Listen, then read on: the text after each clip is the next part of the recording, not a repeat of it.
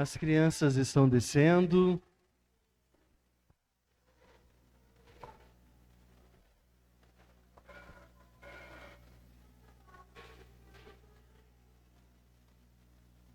Mais uma vez, boa noite, irmãos.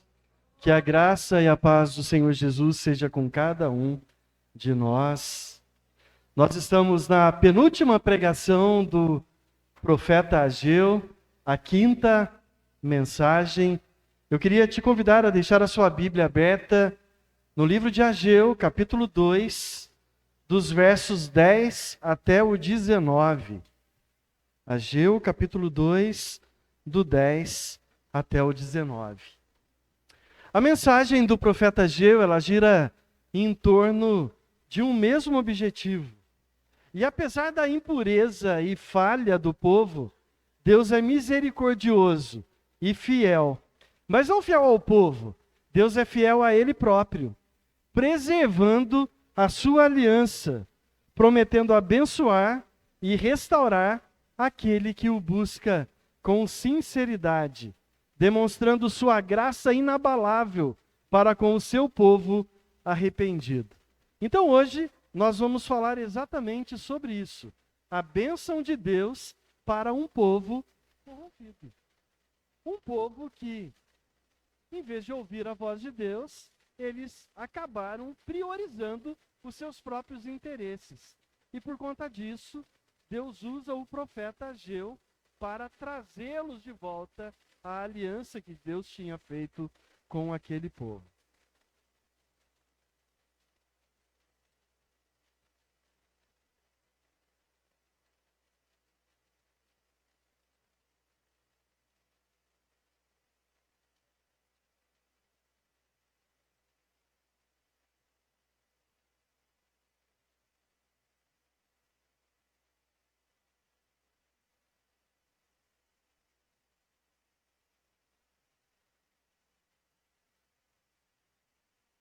Evangelho que não se importa em quebrar barreiras, leis, moral, regra e muito menos fazer a vontade de Deus. Se você convivesse todos os dias com esses dois tipos de pessoas, qual delas teria mais facilidade para influenciar você? Aquele que é reto, íntegro, ou aquele que faz as coisas de qualquer maneira, que leva a vida de qualquer jeito? Comunhão com Deus, com a igreja, leitura bíblica diária, vida de oração, testemunho fiel diante de todas as pessoas, todos os dias, em todos os lugares, é muito mais difícil. Eu quero dar um exemplo sobre isso.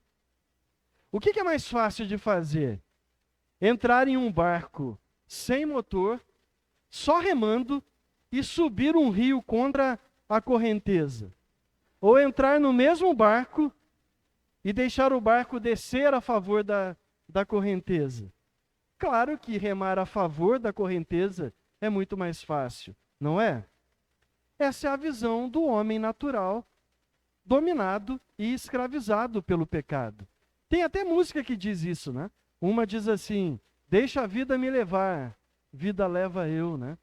A outra canta o seguinte: eu vou deixar a vida me levar, seguindo a direção de uma estrela qualquer. Eu acho que é isso que canta a música.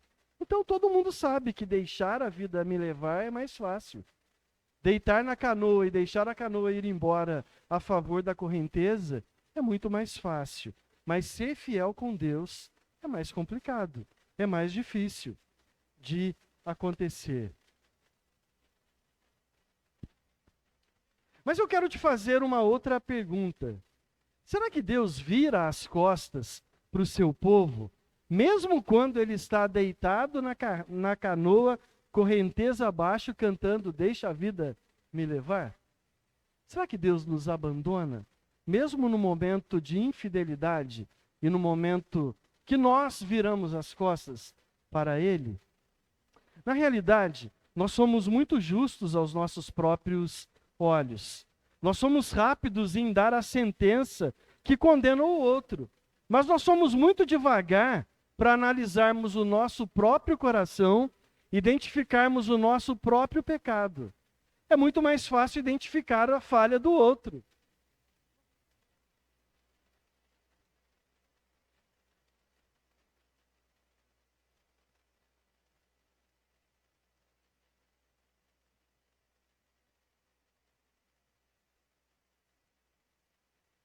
No olho do outro não arde, né?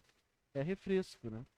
Mas no olho da gente a coisa é diferente. Mas então o que a gente deve fazer? Como que nós devemos agir? O correto é nós direcionarmos a nossa vida pela palavra de Deus. E o que a Bíblia diz? Em Tiago, capítulo 2, dos versos 20 ao 22, a palavra de Deus diz o seguinte: a ira do homem não opera a justiça de Deus.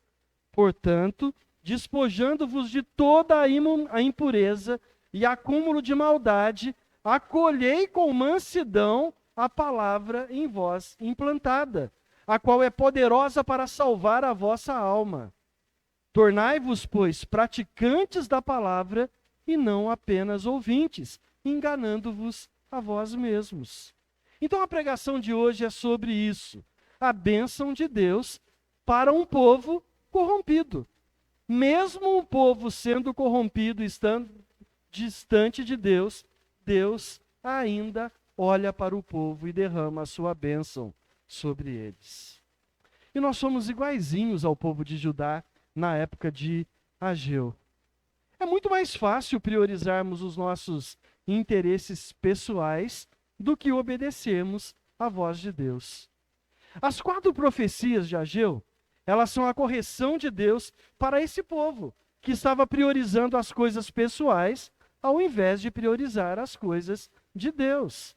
A questão toda do livro de Ageu, ela gira em torno de uma pergunta. É justo vocês morarem em casas chiques, enquanto a casa de Deus, o templo, está em ruínas? Então toda a profecia de Ageu, ela gira em torno dessa questão. O povo, ao invés de priorizar a casa de Deus, a construção do templo, o povo estava priorizando os seus próprios interesses. A primeira profecia acontece em agosto de 520 a.C., com um breve discurso de condenação e julgamento. Em seguida, pouco mais de um mês, depois da advertência, o povo se arrepende e volta para reconstruir o templo, em 21 de setembro do mesmo ano. A segunda profecia foi dada por Deus com uma mensagem de encorajamento para o povo, quase um mês depois, no dia 17 de outubro. Então vem a terceira profecia, Deus trazendo outra mensagem de condenação em 18 de outubro. E um mês depois do encorajamento, aquele povo, mesmo sendo corrupto e impuro, não foi esquecido por Deus. Sabe por quê? Por causa da aliança que Deus fez com Abraão, e Deus não poderia voltar atrás na palavra que ele empenhou ao seu filho. Sabe por que Deus não desiste de nós? Mesmo quando nós somos rebeldes e nos distanciamos de Deus? É por causa da palavra dele.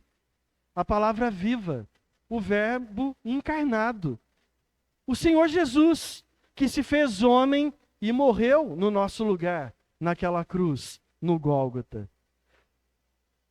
Não é porque nós somos perfeitos, ou não pecamos, ou porque nós não merecemos, mas é por causa da morte substitutiva de Jesus, que nós não somos condenados com o mundo. Então eu gostaria de convidar os irmãos a abrirem a sua Bíblia, se você ainda não abriu, no livro de Ageu. Nós vamos ler aí o capítulo 2, esses 9 versículos, a partir do versículo 10. E vamos ver como que Deus trata o coração desse povo rebelde e como o Senhor trata o nosso coração hoje.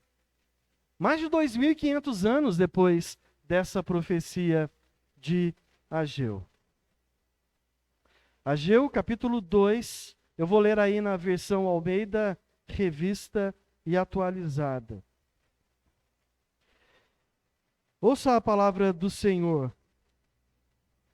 Ao 24º dia do mês 9, no segundo ano de Dario, veio a palavra do Senhor por intermédio do profeta Ageu, dizendo: assim diz o Senhor dos Exércitos, pergunta agora aos sacerdotes acerca da lei, dizendo: se alguém leva carne santa na orla das suas vestes, e com ela tocar no pão, ou no guisado, ou no vinho, ou no azeite, ou em qualquer outro mantimento, porventura ficará isso santificado? E os sacerdotes responderam: não. E disse Ageu: se alguém que for contaminado pelo contato com o corpo morto, tocar em alguma destas coisas, ficará ela imunda? E os sacerdotes responderam, dizendo: ficará imunda. Então respondeu Ageu, dizendo: assim é este povo, e assim é esta nação diante de mim, diz o Senhor. E assim é toda a obra das suas mãos, e tudo o que ali oferecem, imundo é. Agora, pois, eu vos rogo, considerai isto, desde esse dia em diante, antes que se lançasse pedra sobre pedra no templo do Senhor. Antes que sucedessem essas coisas, vinha alguém a um montão de grãos, de 20 medidas, e havia somente 10. Quando vinha ao lagar para tirar 50, havia somente 20. Feri-vos com queimadura, e com ferrugem, e com saraiva, em toda a obra das vossas mãos, e não houve entre vós quem voltasse para mim, diz o Senhor. Considerai, pois, vos rogo, desde esse dia em diante, desde o 24º dia do mês 9, desde o dia em que se fundou o templo do Senhor, considerai essas coisas. Porventura, há semente no celeiro? Além disso, a videira, a figueira, a romeira, a oliveira não têm dado os seus frutos. Mas desde esse dia em diante, eu vos abençoarei. Vamos orar? Senhor, obrigado pela tua palavra. Apesar de nós, apesar de mim, o Senhor permanece fiel. Apesar das nossas falhas, apesar do nosso pecado, o Senhor não virou as costas para nós. E como eu louvo o seu nome, porque se dependesse de mim, Senhor, eu jamais buscaria ao Senhor. Se dependesse de cada um de nós, nós jamais estaríamos aqui. Mas depende do Senhor, e nós somos gratos por isso. Se dependesse da nossa atitude, da nossa boa vontade em praticar o bem para nós sermos salvos, nós estaríamos condenados com o mundo.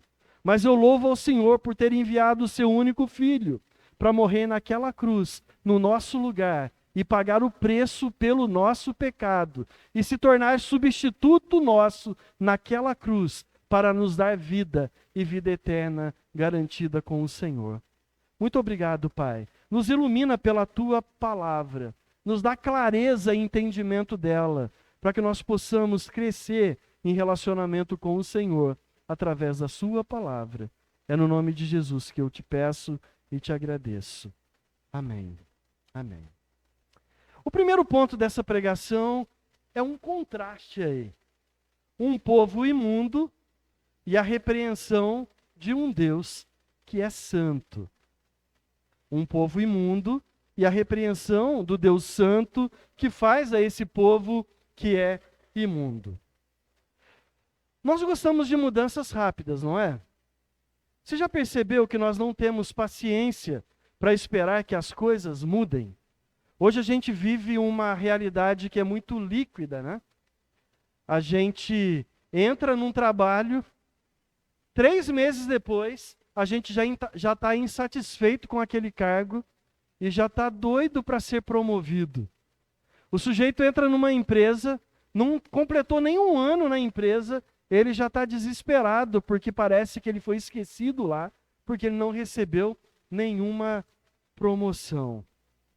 O mundo caído é assim, imediatista. Um outro exemplo, que eu vou falar com bastante propriedade em falhar, cada vez que eu tento, é que nós planejamos uma dieta. E ninguém quer perder 20 quilos ao longo dos próximos 3 anos. Isso daria aí uma perda de 600 gramas por mês. Ninguém quer emagrecer assim. Como que a gente quer emagrecer?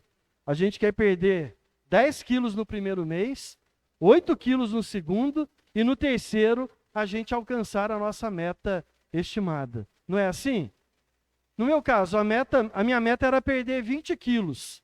Agora, depois de muito esforço, só falta 32 quilos para perder, né? A gente é desse jeito. Um outro exemplo. Você descobre que tem uma doença autoimune. Aí um médico te diz, sua doença não tem cura. Você vai ter que tomar remédios para o resto da sua vida. Esses remédios podem ter efeitos colaterais, que a gente vai ter que tratar também. Mas você vai ficar bom, vai ter qualidade de vida e vai seguir em frente. O que nós dizemos para Deus? Ah, Senhor, isso não. Eu não quero tomar remédios para o resto da minha vida. Eu quero é tomar uma única injeção, que o efeito é mais rápido. Eu acabei de tomar a injeção, a doença foi embora e eu não tenho mais nada. E aí a gente começa a sofrer, porque nós queremos um resultado imediato. E não confiamos no poder de Deus para conduzir a nossa vida no tempo dele. A gente quer agora, imediatamente. Eu não tenho paciência para esperar o agir de Deus no tempo de Deus. Pensar em algo a longo prazo é muito mais difícil para nós do que recebermos o resultado imediato de um dia, de uma semana, na pior das hipóteses, um mês. Mas Deus quer nos ensinar que mesmo nós não gostando disso, nós devemos aprender a lidar com situações que podem demorar muito tempo para se resolver. Isso vale também para a nossa vida espiritual. Quando nós nos convertemos, nossa expectativa é de no próximo dia estarmos livres de tudo o que aconteceu no passado. Mas muitas das vezes a pessoa vai ter que lidar com a consequência do seu pecado antes de Cristo por muito tempo. Às vezes vai se estender para o longo da vida inteira nesse lado da eternidade. Pode ser um vício. O sujeito era viciado em cocaína, foi salvo por Jesus, mas tem de lutar com os desejos do corpo. Às vezes vai precisar de uma desintoxicação em uma clínica de reabilitação para aprender a conviver com a falta que a droga faz na vida dele. Mesmo ele tendo sido convertido, mesmo ele tendo sido regenerado por Jesus, ele pode ter que lidar com as consequências da vida de pecado que ele teve antes. Um outro exemplo, um casal que comete um pecado sexual na adolescência e a menina fica grávida. Deus perdoa o pecado, mas a responsabilidade de ser mãe e de ser pai daquela criança vai acompanhá-los para o resto da vida deles. Não é porque que nós temos que lidar gradativamente com as consequências do pecado após a nossa conversão, é que nós não fomos realmente convertidos. Mas o desejo de todo mundo é que num toque de mágica tudo desaparecesse e nenhum efeito colateral existisse mais. Mas não é assim. Por isso que nós precisamos tomar cuidado com as nossas atitudes ao lidarmos com o pecado. Todo pecado desagrada a Deus e traz consequência para a nossa vida. Deus perdoa o nosso pecado, mas nós precisamos, muitas das vezes, lidar com a consequência desse pecado. Entre os judeus também havia um certo imediatismo. A promessa de Deus era de um futuro promissor, se eles ouvissem a voz de Deus. Deus estava falando de futuro, da vinda do Messias, da restauração do pecado e da morte por Jesus. Mas eles não estavam pensando nisso. Talvez eles dissessem, tudo bem, Senhor, eu quero ir morar no céu um dia, mas e agora? E nesse minuto? E nesse instante? E a nossa plantação? E a colheita que não dá certo? E as medidas que eu vou buscar lá e eu não encontro? E a minha situação financeira? E a minha saúde? E a mesa farta? E a colheita próspera? E as roupas de marca no meu guarda-roupa? E os móveis de casa que eu comprei há 10 anos, quando eu casei, e já estão caindo aos pedaços agora?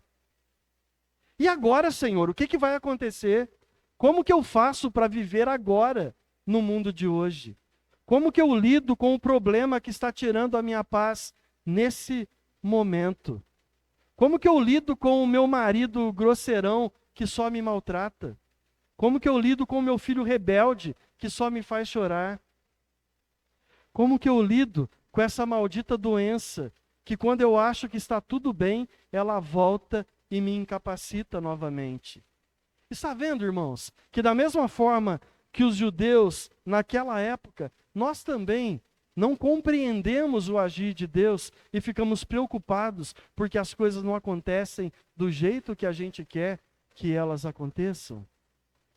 Aí Deus vai dar uma palavra de esperança através de Ageu para encorajar aquele povo e para tirá-los da incredulidade em que eles estavam vivendo. Então vamos refletir aí sobre algumas coisas importantes nesse texto. Deixa a sua Bíblia aberta aí, nos versos, nós vamos do versos 10 até o verso 14. Em primeiro lugar, Deus usa as questões práticas que eles conheciam acerca das leis cerimoniais do Antigo Testamento para fazê-los compreender o que estava acontecendo ali. Deus usa um fato comum no sacerdócio para fazê-los enxergar sua condição atual. Deus dirige-se aos sacerdotes. Os sacerdotes eram os líderes espirituais do povo. Não tinha ninguém ali que conhecesse tão bem a lei do que os sacerdotes. Então Deus dirige duas perguntas diretamente para os sacerdotes naquela profecia. A questão estava relacionada com pureza e com impureza. Pense nas questões cerimoniais do livro de Levíticos e Deuteronômios. Questões de tocar em algo impuro, em algo que não era puro. Então, hoje nós não vivemos essas questões cerimoniais como o povo de Deus vivia lá na época do Antigo Testamento. A primeira questão está no verso 12 aí. Vamos ler novamente. Se alguém leva a carne santa na orla de sua veste, e ela vier a tocar no pão, ou no cozinhado, ou no vinho, ou no azeite, ou em qualquer outro mantimento, ficará isso santificado? Responderam os sacerdotes, não. Veja bem, olha o que a pergunta que Ageu estava fazendo para o sacerdote. Ele estava querendo dizer que não tinha uma transmissão indireta de santidade, por tocar em algo santificado. O sacerdote, ele matava o animal para o sacrifício, e ele tirava uma parte daquela carne que era santificada a Deus, que era queimada ali no holocausto. E quando ele pegava aquela carne, Ageu estava perguntando, se a barra da orla da veste sacerdotal, se um pedaço da roupa do sacerdote tocasse naquela carne que era santa, a veste ficaria santificada, porque tocou numa carne que era santa. Aí ele pergunta, e agora a veste que ficou santificada, se ela tocar em outra coisa, a coisa em que a veste tocou vai ficar santificada, porque a orla da veste do sacerdote estava santificada? O sacerdote respondeu que não. Os irmãos compreenderam? Se a roupa do sacerdote tocasse na carne santificada, a roupa ficava santificada. Aí Ageu perguntou, e agora a roupa que está santificada porque tocou na carne que é santificada? Se ela tocar numa mesa, numa cadeira, numa pessoa, a pessoa vai ficar santificada porque tocou na roupa do sacerdote? Aí o sacerdote respondeu, não, não fica. Não existia um poder sobrenatural sobre a carne do sacrifício. Deus estava ensinando, através de coisas puras e impuras, princípios que iam valer para uma santificação espiritual daquele povo. Então o que Deus estava falando para o povo? Não existe transmissão indireta de santidade. Agora olha a segunda parte do versículo aí, no 13. Então perguntou a Ageu, se alguém que se tinha tornado impuro porque tocou num corpo morto, tocar em alguma dessas coisas. A coisa que ele tocou, porque ele ficou imundo, também vai ficar imunda? Aí o sacerdote respondeu que sim, que ficaria imundo. Olha a diferença. No caso da impureza, havia a transmissão indireta da impureza. Em Números, no capítulo 19, dos versos 13 até o 22, diz que quem tocasse num cadáver humano e não se purificasse, ele contaminava o tabernáculo do Senhor. E qualquer coisa que alguém que estivesse contaminado tocasse, ficaria impuro. Então, se o sacerdote tocasse num corpo morto, ele estava impuro. Se ele agora tocasse aqui nesse computador, o computador estava impuro. Se tocasse aqui na Bíblia, a Bíblia estava impura. Se tocasse numa pessoa, a pessoa ficaria impura, porque a pessoa estava impura. Esse era o cerimonial. Olha a diferença.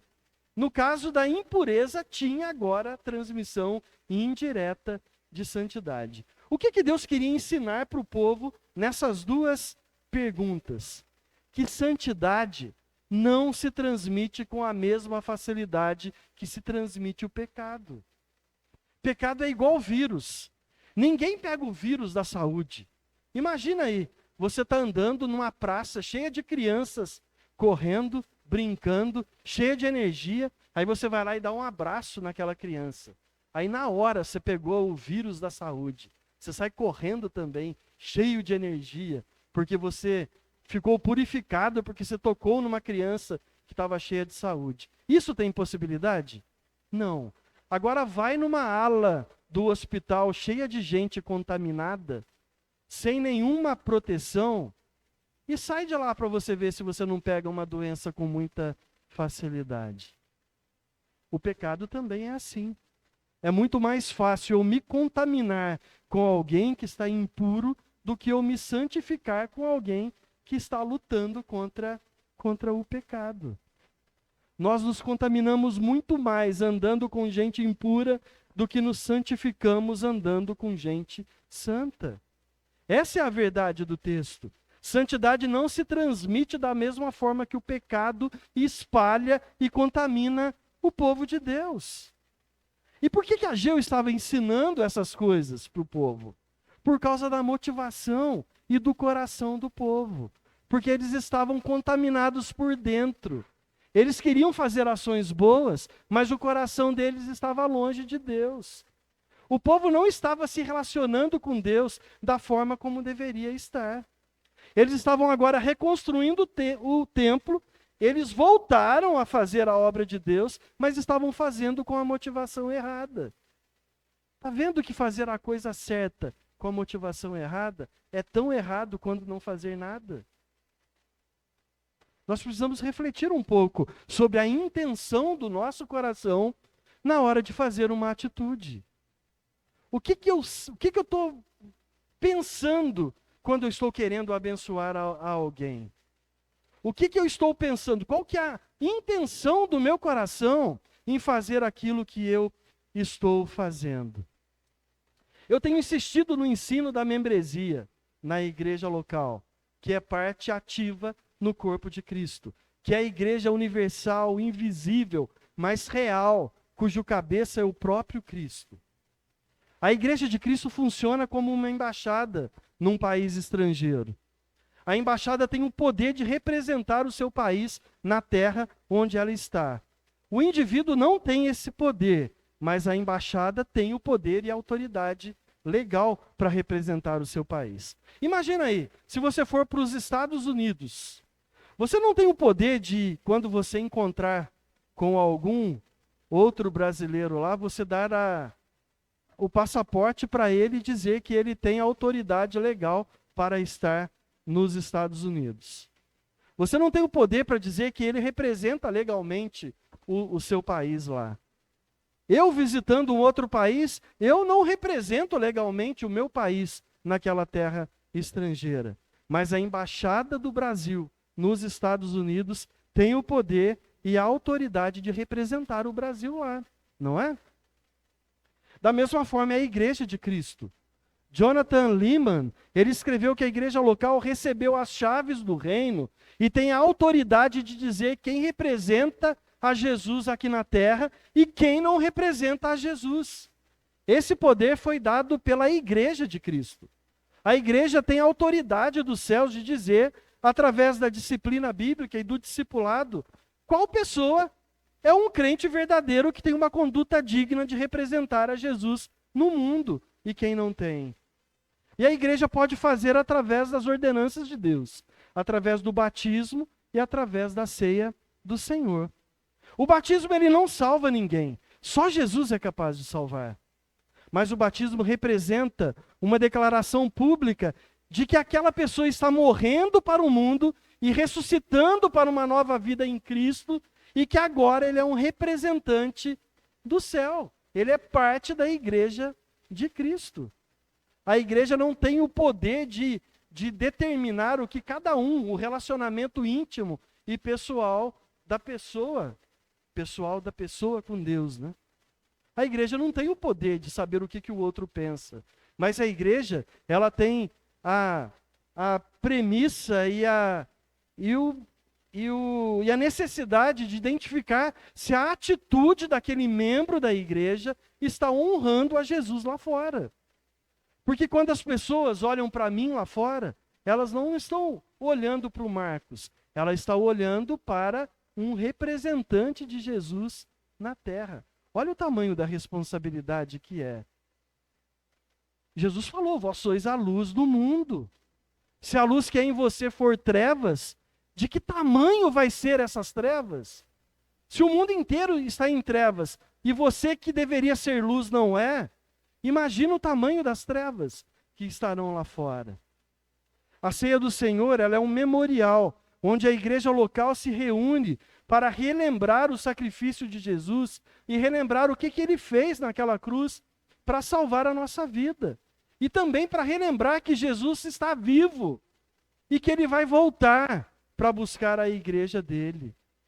Nós colocamos uma cruz aqui na frente da igreja. Não é um símbolo religioso, não é uma relíquia, não é algo miraculoso para você vir aqui e tocar e ser santificado. Não é nada disso. É para relembrar que foi numa cruz, nesse formato, que Jesus deu a vida por nós. E é para olhar para essa cruz e ver que ela está vazia, porque Cristo vive. Ele ressuscitou dos mortos no terceiro dia, e ele vive eternamente, e ele vai voltar para buscar a noiva do Cordeiro, que é a igreja de Cristo. Quando a população de Itapeva olhar para um membro dessa igreja local, a população tem que enxergar a pessoa de Jesus. Por isso que a igreja tem a responsabilidade de agir de forma centrada na Escritura, confrontando o pecado e lutando para que os seus membros realmente representem a Jesus no mundo. Você compreende isso? Você compreende por que as igrejas que não se importam em pregar a verdade estão tão lotadas? E a igreja que prega a palavra de Deus verdadeira, que luta contra o pecado, contra o mal, que exorta-se mutuamente, que um ajuda o outro a ser melhor, que um ajuda o outro a enxergar a palavra de Deus, tem tantas faltas, tem tão pouca gente. Porque é muito mais fácil nós cantarmos "Deixa a vida me levar", massagear o ego das pessoas, do que nós lutarmos contra o pecado, nós lutarmos contra a cultura desse mundo. A igreja é corpo. A igreja não é um clube, ela é uma família. Um clube a gente se subscreve, né? A gente se candidata, a gente frequenta quando a gente tem vontade. A gente vai lá de vez em quando, o dia que tá bom eu vou, o dia que não tá eu não vou. O dia que a coisa não tá boa eu vou lá reclamar, vou fazer abaixo-assinado para as coisas melhorarem. Isso é um clube, a igreja não é isso. A igreja a gente se submete. A gente, em obediência a Deus e à palavra de Deus, nós nos submetemos como corpo, do mesmo jeito que a gente faz com uma família. Por isso que a igreja é família, é corpo. Por isso que Deus simbolizou a igreja como um casamento entre um noivo e uma noiva, entre a igreja e o próprio Senhor Jesus. Isso implica muito mais responsabilidade do que simplesmente frequentar uma roda social. Os irmãos estão compreendendo isso? Amém? Um pecado individual contamina o corpo inteiro. Novamente, a igreja não é um indivíduo, a igreja é corpo, é coletivo. Se o indivíduo está em pecado, ele não prejudica apenas a si próprio, mas ele prejudica a todo o corpo. Todo o corpo sofre quando um irmão está em pecado e em dificuldade. Se uma pessoa der um mau testemunho entre o mundo lá fora, ninguém vai dizer que eu sou corrupto, que eu sou um mau exemplo. O mundo vai dizer que a primeira igreja batista de Itapeva é uma igreja de péssima reputação. E vão além, vão olhar para a minha atitude e dizer que todo crente é daquele jeito. Por isso que a nossa preocupação em honrar a Jesus tem que ser muito grande, tem que ser muito maior. Você consegue ver a grande responsabilidade que está sobre a membresia da igreja e sobre as atitudes de cada um de nós que somos membros dessa igreja, que somos membros do corpo de Cristo, que queremos agradar ao nosso Deus, o Senhor Jesus, ao qual nós queremos morar com Ele eternamente nos céus. A palavra de Deus em Efésios, capítulo 4, os 5 primeiros versículos, eles dizem o seguinte: por isso eu, o prisioneiro no Senhor, peço que vocês vivam de maneira digna da vocação, do chamado que vocês receberam, com toda humildade e mansidão, com longanimidade, suportando uns aos outros em amor, fazendo tudo para preservar a unidade do Espírito no vínculo da paz. Há somente um corpo, um só Espírito, como também há uma só esperança para a qual vocês foram chamados. Há um só Senhor, uma só fé, um só batismo, um só Deus e Pai de todos, o qual é sobre todos, age por meio de todos e está em todos. A palavra de Deus não está se referindo ao mundo, mas ela está se referindo a cada indivíduo que está submetido ao corpo de Cristo. Esse texto não é para o mundo lá fora. Esse texto é para a igreja de Cristo, para o corpo de Cristo. Nós devemos ser apenas um. Devemos agir em unidade, em conformidade com a palavra de Deus. Porque essa igreja é parte do corpo de Cristo. Ela representa Jesus no mundo. Olha que glória! Nós representamos a Jesus como corpo, como igreja, não como indivíduos. É muito mais difícil lutar contra o pecado e ajudar o outro no processo de santificação. É por causa disso que nós temos o Espírito Santo agindo na igreja. É Ele que nos santifica e nos conduz e nos agrupa na igreja local para que num único corpo, numa única fé, num só amor, nós honremos a Jesus e a representamos a Jesus aqui nessa terra. Já o pecado, o mal, a contaminação do mundo é muito facilmente transmitida. A palavra de Deus diz que o mundo jaz no maligno. Mas a paz de Deus, que excede a todo entendimento, que guarda os nossos corações, essa paz é ativa na comunhão dos santos reunidos no corpo de Cristo, reunidos na igreja de Cristo. Por isso a importância de fazermos parte da igreja, e a igreja unida, lutar contra o pecado, para honrar a Jesus verdadeiramente aqui na terra. E isso o mundo não tem. Isso é um privilégio da igreja de Cristo. O mundo é individualista, ninguém preocupa com ninguém. Do contrário, cada um quer pisar no outro para melhorar para si próprio, para tirar vantagem própria. A igreja não. A igreja preocupa mais com o outro do que com a si próprio. Por isso que Jesus resume os mandamentos da forma como ele resumiu. Ame a Deus sobre todas as coisas e ame ao próximo como a ti mesmo. Jesus não estava incentivando a igreja a amar mais a si. Jesus estava dizendo, você é tão egoísta que você tem que amar o outro do jeito que você ama a você mesmo. Esse ame o outro como você ama a si mesmo, Jesus estava dizendo, já que você é tão egoísta e você se ama tanto assim, passe a amar o outro, desse jeito aí, que você ama a você mesmo. A responsabilidade é muito maior. É muito maior. A mensagem de Deus ao povo era simples. Vocês não estão me adorando como deveriam fazer. Voltem-se para mim. Não façam como seus pais fizeram no passado. E qual que foi a falha dos pais deles? Não ouviram o profeta de Deus. Deus estava dizendo para eles, não imitem os erros dos seus pais no passado. Foi isso que levou os seus pais para passarem 70 anos cativos na Babilônia. Não repitam o erro dos seus pais. Sabe o que isso quer dizer? Que aquele povo estava fazendo a obra de Deus, mas estava fazendo um trabalho bem meia boca, como é a frase comum que a gente diz aqui, né? No sul de Minas Gerais, né? Aquele trabalho meia boca, de qualquer jeito. É que a motivação, como eles estavam fazendo as coisas, estava errada. A motivação, como a gente faz as coisas, contamina aquilo que a gente faz. Uma atitude boa, feita pela motivação errada, é tão contaminada quanto a própria ação errada. A maneira como nós nos portamos perante o Senhor contamina o nosso culto. Mas o simples fato de agir, tentando agradar a Deus com esforços próprios, não santifica o nosso coração. Nós precisamos da graça de Deus, precisamos da ação do Espírito Santo. Romanos diz que nós nem sabemos orar, por isso que nós precisamos da ajuda do Espírito Santo, que o Espírito Santo testifica com o nosso espírito que nós somos filhos de Deus.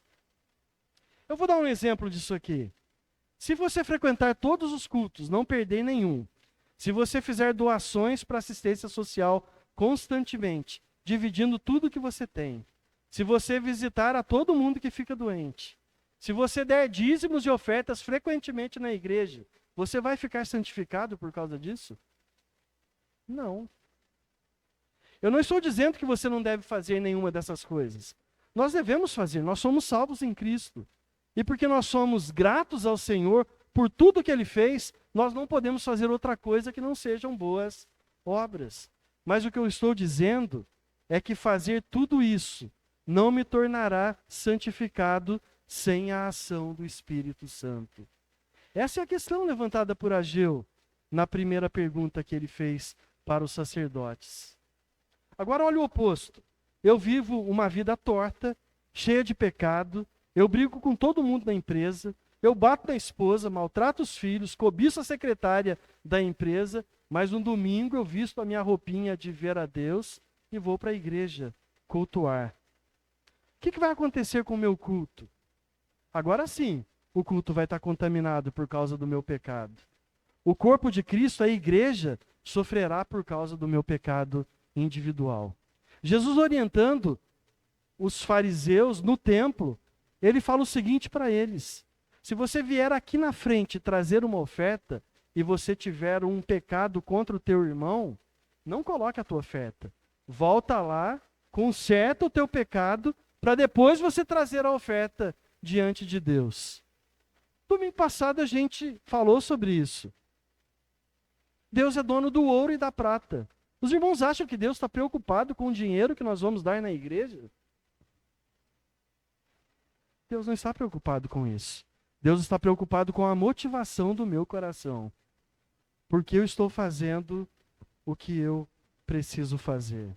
Está entendendo como que a impureza se transmite com maior facilidade do que a santidade? Olha como que Jesus lida com uma questão parecida em Mateus 5, 23 e 24. É o que eu acabei de falar aqui. Se, pois, ao trazeres ao altar a tua oferta, ali te lembrares de que teu irmão tem alguma coisa contra você, deixa perante o altar a tua oferta, vai primeiro reconciliar-te com teu irmão, e depois você volta e faz a tua oferta. Deus não está preocupado com a nossa oferta. Ele não está preocupado com o que fazemos ou com o que deixamos de fazer. Ele é Deus, Ele é todo-poderoso, Ele sabe de todas as coisas, Ele é dono do ouro e da prata. Deus está preocupado com a intenção do nosso coração.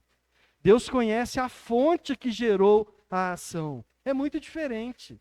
A gente olha e vê o que o outro está fazendo. Deus conhece a fonte. O que motivou a pessoa a fazer aquilo que ela está fazendo. Ele vê o que ninguém consegue enxergar.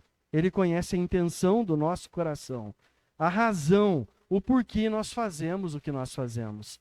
Um coração contaminado pelo pecado contaminará todas as nossas atitudes. Um membro da igreja em pecado vai contaminar o relacionamento com a igreja e o relacionamento da igreja com Deus. Principalmente se a igreja acobertar o pecado daquele que tem um pecado escancarado. E quantas vezes a igreja faz isso? Porque o sujeito é um grande doador na igreja, porque o sujeito ele tem uma grande influência social na sociedade, aí o sujeito comete um pecado, eles vão e colocam um pano quente em cima, porque vai prejudicar a reputação por causa daquele sujeito. Isso vai contra o que a palavra de Deus ensina. A igreja precisa exortar e corrigir o pecado, independente de quem seja. Vamos pensar um pouco sobre a contribuição para a igreja de Cristo. Sim, sobre o dinheiro que a gente doa na igreja. Eu não creio que os dízimos e as ofertas, né? As ofertas sim, mas o dízimo seja exatamente 10% do que a gente ganha no Novo Testamento. E eu vou explicar isso para os irmãos. Pense sobre o que nós ganhamos de Deus. Tudo que a gente recebe de Deus, a cada dia, a cada mês, é muito mais do que o simples salário que a gente recebe no final do mês, não é? Tudo que a gente ganha, que a gente recebe, não é muito mais do que o salário da nossa folha de pagamento? Tudo que a gente recebe é graça de Deus. Dinheiro, presente, saúde, alimento, o acolhimento de um irmão em Cristo com um belo café, um lanche que nós compartilhamos no final do culto. Eu tenho experimentado a generosidade de toda essa nossa igreja aqui. Mas vai muito além do que o salário que a gente recebe. Até o tempo nosso. Eu ainda estava conversando com o irmão Valmir, até o nosso tempo. Nós temos 7 dias por semana, 24 horas por dia. Isso dá mais ou menos 170 horas. Se eu tirar 10% do meu tempo, dá 17 horas. Será que eu dedico 17 horas da minha semana a Deus? De verdade? Eu acho que não. Então 10% não é um referencial. Ele pode ser um ponto de comparação, que eu acho que torna um pouco mais equânime as doações que a gente faz. Aquele que ganha mais doa uma porcentagem maior, aquele que ganha menos, uma porcentagem menor, e todo mundo contribui na proporção de que recebe. Mas não é uma ordenança os 10% exatos sobre tudo aquilo que a gente ganha. Então, como que deve ser a contribuição hoje? Como que deve ser as nossas ofertas na igreja hoje? Nossa contribuição deve ser generosa, despretensiosa, isto é, não doando com avareza e nem para receber alguma coisa em troca, mas por amor a Deus, em reconhecimento a tudo o que Ele tem nos dado. Nossa contribuição também deve ser sacrificial, isto é, nós devemos nos esforçar para doarmos. E sabe por quê? Não é porque a igreja precisa da doação de cada um. É para nós testarmos o nosso coração, que é apegado demais às coisas materiais. Isso confronta o nosso coração, que é egoísta. Isso traz o nosso coração e vai dizer que eu não preciso segurar tanto recurso que eu tenho apenas para mim, mas eu posso compartilhar os recursos que Deus me deu com o corpo de Cristo, com a igreja local, sendo um membro ativo da igreja local. Por isso que as ofertas é um compromisso da membresia com o corpo, com a família. Não é um compromisso do visitante, é um compromisso da membresia. Os dízimos e as ofertas não devem ser dados por obrigação, deve ser um ato de amor. Nós não devemos dar por constrangimento, mas devem ser voluntários, fazendo para o Senhor. Eu não sei se vocês perceberam, mas aqui a gente não fala em doações. Nós estamos falando porque está dentro do texto, é a palavra de Deus que está nos orientando. Mas no dia a dia a gente não fala para você vir aqui e dar o seu dinheiro na igreja. E aliás, as doações são voluntárias. Eu, como pastor da igreja, de verdade, eu não quero saber quem doa e quanto cada um doa. A liderança da igreja não precisa saber o valor que cada um doa. O único que vai ter ciência disso é o tesoureiro que vai fazer o relatório. E o que é gasto na igreja é público. Qualquer membro da igreja pode ter acesso e ver como que a igreja está administrando o dinheiro que é doado aqui. Mas as doações, os recursos dados na igreja, são ferramentas para o corpo de Cristo crescer. Por isso que as doações devem ser feitas para a igreja que você é membro. Você não compra no supermercado e vai pagar a conta no outro. Nós não podemos administrar a doação que nós fazemos. Por isso que a igreja aprova o orçamento, a membresia da igreja aprova o orçamento do ano e todo mundo define junto o que vai gastar com o dinheiro que é doado na igreja. Os dízimos e as ofertas não são para o pastor. Os dízimos e as ofertas não é para deixar a igreja com conta gorda. A igreja não precisa ter saldo na conta bancária. A igreja precisa suprir as necessidades dos membros. Nós não podemos permitir que um membro da igreja passe por dificuldade. É para isso que servem os recursos que nós doamos. Nós somos corpo, nós somos família. Se um irmão está desempregado e está em dificuldade, o dinheiro que é doado na igreja tem que servir para socorrer aquele membro que está em dificuldade. O dinheiro que nós doamos tem que servir para o benefício da membresia da igreja. O dinheiro que nós doamos, ele trata o nosso coração. A motivação, como nós fazemos aquilo que nós fazemos. E nós doamos muito menos do que o que nós recebemos. Os dízimos e as ofertas são recursos utilizados para mantermos a obra de Deus funcionando. O dinheiro doado serve para manter um pastor trabalhando em tempo integral na igreja, se dedicando ao estudo e ao ensino das Escrituras, se dedicando ao apoio espiritual dos membros da igreja local. Jesus, em Lucas 10, 7, disse que o trabalhador é digno do seu salário.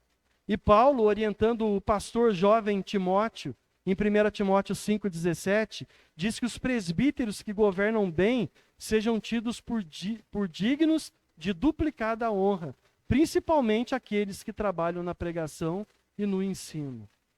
As contribuições também servem para manter em ordem o conforto do salão de culto, de reuniões, serve para comprar equipamentos, materiais didáticos para o ensino na EBD, serve para apoiar as necessidades dos membros que estão em dificuldades para comprar o alimento, o medicamento e outros itens de primeira necessidade. Novamente, não pode existir dentro da membresia da igreja um membro passando necessidade enquanto o outro está esbanjando recursos e com o coração duro, incapaz de socorrer o seu irmão. Gálatas 6:10 diz que, enquanto tivermos oportunidades, faremos o bem a todos, mas principalmente aos da família da fé. 1 Timóteo 5:8 diz que, se alguém não tem cuidado dos seus, especialmente dos da própria casa, tem negado a fé e é pior do que o descrente. Então, irmãos, a nossa doação tem que servir para contribuirmos com missões locais, com missões estaduais, com missões nacionais, com missões mundiais. Uma igreja local que não se preocupa com missões, com a proclamação do evangelho, não é uma igreja de Cristo. É atribuído ao pastor inglês do século XIX, o chamado príncipe dos pregadores, Charles Spurgeon, a seguinte frase: todo cristão ou é um missionário ou é um impostor. E sabemos que nós devemos fazer missões, indo, orando, mas também contribuindo.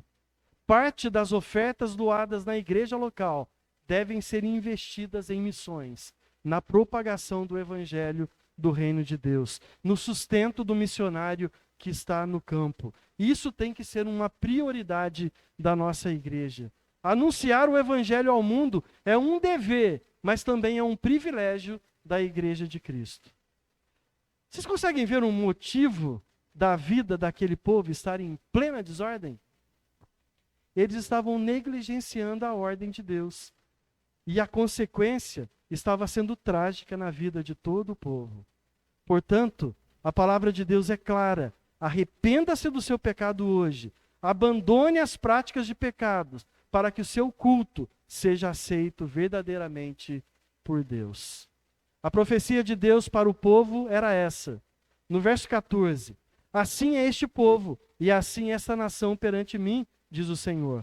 Assim é toda a obra das suas mãos e o que ali oferecem. Tudo é imundo, tudo está contaminado. O que vocês fazem está contaminado por causa da intenção do seu coração. Era o que Deus estava falando para o povo lá de Judá.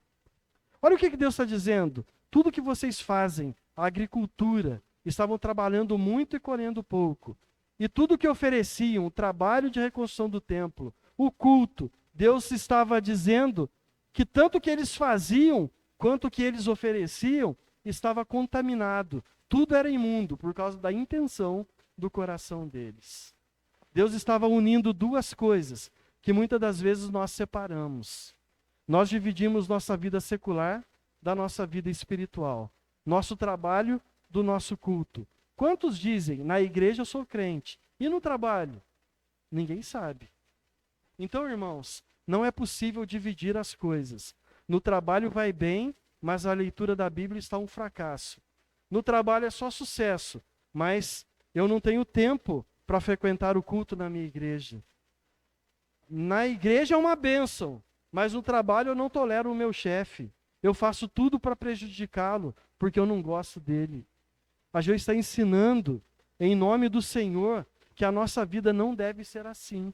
A nossa vida é tão conectada que uma parte impura vai contaminar a outra parte.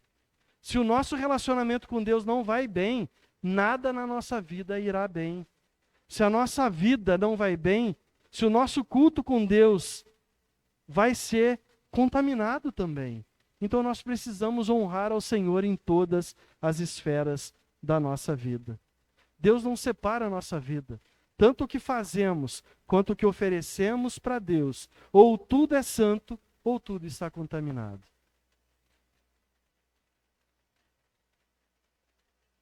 A lição mais importante que nós devemos tirar daqui é que nós temos de ser implacáveis quanto à atitude desleixadas.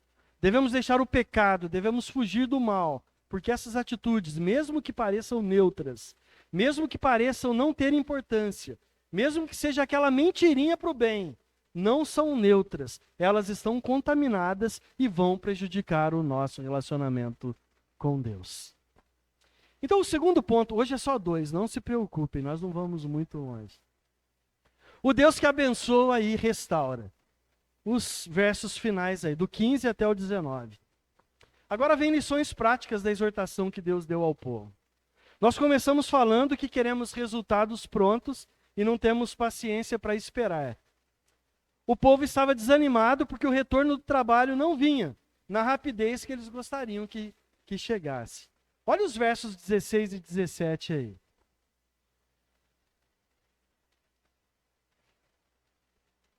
Antes daquele tempo, alguém vinha a um monte de 20 medidas e havia somente 10. Vinha ao lagar para tirar 50 e havia somente 20. Eu vos feri com queimaduras, com ferrugem, com saraiva e toda a obra das vossas mãos. E não houve entre vós quem voltasse para mim, diz o Senhor.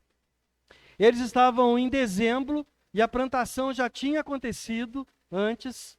E o que eles tinham que fazer agora? Regar a terra e aguardar a produção da terra para depois colher os frutos. Então Deus os relembra. Antes daquele tempo, antes deles voltarem para Deus, Antes daqueles 19 anos que eles ficaram acomodados e foram amaldiçoados por Deus, a terra não produziu, porque Deus estava amaldiçoando o povo. Eles esperavam colher 20, só tinha 10. Iam colher uva, esperavam ter 50 cachos, só tinha 20. E agora? Será que Deus vai nos abençoar mesmo? O povo não tinha mais nada. Olha os versículos 18 e 19. Considerai, eu vos rogo, desde esse dia em diante, Deus dá a data, desde o 24º dia do mês 9, desde o dia em que se fundou o templo do Senhor, considerai essas coisas. Já não há semente no celeiro. Além disso, a videira, a figueira, a romeira, a oliveira não têm dado seus frutos. Mas desde este dia em diante, eu vos abençoarei. Então o Senhor, agora, estava fazendo uma promessa. Os celeiros estavam vazios. A nossa videira, a nossa figueira, a nossa romeira, a nossa oliveira não estão produzindo os frutos.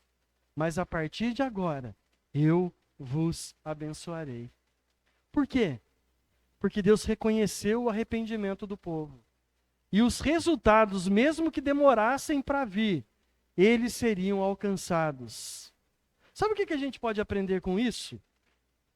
Jesus, está cheio de bicho, agora está me mordendo.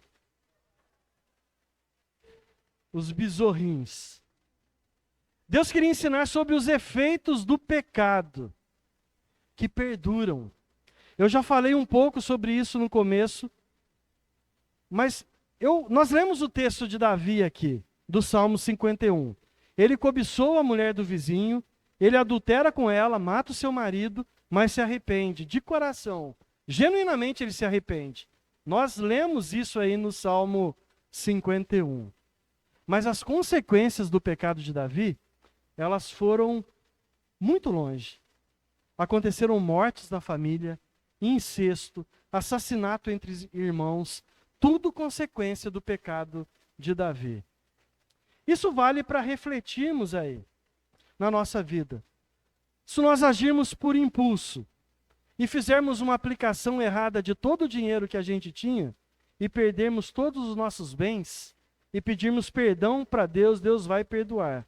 Mas a consequência do meu erro de planejamento vai ser levado adiante. Um caso de divórcio, um pecado cometido por pessoas de coração duro, sempre vai trazer prejuízos, tanto para o casal quanto para a família, para os filhos daquele casamento. Um homicídio na hora da ira, um sujeito mata o outro. Ele pode estar arrependido e ser perdoado por Deus, mas isso não vai livrá-lo de pagar na justiça o crime que ele cometeu. Por que eu estou dizendo isso? Porque Deus tinha prometido bênçãos para o futuro, mas o povo estava lamentando o presente. E era consequência de uma desobediência a Deus no passado. Eles estavam colhendo os frutos do pecado do passado. O celeiro estava vazio, as árvores não estavam produzindo, por causa de uma vida de pecado que eles estavam vivendo antes, de não ter priorizado a construção do templo e se preocupado com as suas próprias vidas. Essa é a nossa luta de hoje. Nós gostaríamos que Deus mudasse as coisas na nossa vida instantaneamente, mas nem sempre isso vai acontecer.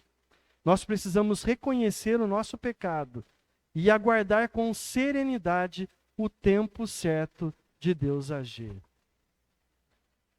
O conselho que eu posso dar para os irmãos hoje: se arrependam hoje, mudem a sua postura de vida agora e confiem no Senhor. Que o Senhor, no tempo dele, ele vai mudar o rumo das coisas. Deus cumpre a sua promessa. Deus diz para o povo: vocês têm razão, até hoje o celeiro está vazio, os frutos não estão nascendo, mas a coisa vai ser diferente. A partir de hoje, Deus dá a data, 18 de dezembro de 520, a coisa vai ser diferente. O que vai acontecer? Eu vos abençoarei. Dá para esperar o agir de Deus? Eles deveriam esperar o inverno passar, mas na próxima estação, os frutos viriam. Quando Deus manda confiar na sua palavra, nós devemos fazer isso de coração, sem duvidar. Por que nós somos tão resistentes, então, em obedecer à voz de Deus? Veja Pedro na sua segunda pesca maravilhosa. Se Jesus está dizendo, busque em primeiro lugar o reino de Deus e a sua justiça, e todas as demais coisas vos serão acrescentadas. Por que nós somos tão vagarosos em obedecer a Deus e em fazer a vontade dele? Busque a Jesus em primeiro lugar. Dê prioridade para fazer a vontade de Deus. E todas as coisas vão ser acrescentadas. Mudanças são gradativas. Mude hoje e aguarde pacientemente o resultado de Deus na sua vida. Agrade ao Senhor com uma maneira santa de viver. Lembrando do início da profecia, santidade não se transmite tão facilmente quanto se alastra e contamina o pecado. O caminho da santidade é muito mais difícil que o de uma vida de pecado. Mas o nosso Deus, que é santo, quer que nós também sejamos santos. Agrade ao Senhor com sua maneira de viver e seja abençoado por Ele. Agrade ao Senhor em todo o tempo e o Senhor honrará a sua vida e as suas atitudes. Quantas pessoas foram abençoadas por Deus na sua forma de viver, porque honraram ao Senhor de todo o coração. Honrar a Deus é mais difícil do que viver uma vida de qualquer maneira. Mas honrar a Deus é um privilégio da igreja de Cristo, do corpo de Cristo. Amém? Que Deus abençoe a nossa vida e nos faça crescer a cada dia à semelhança dele. Amém?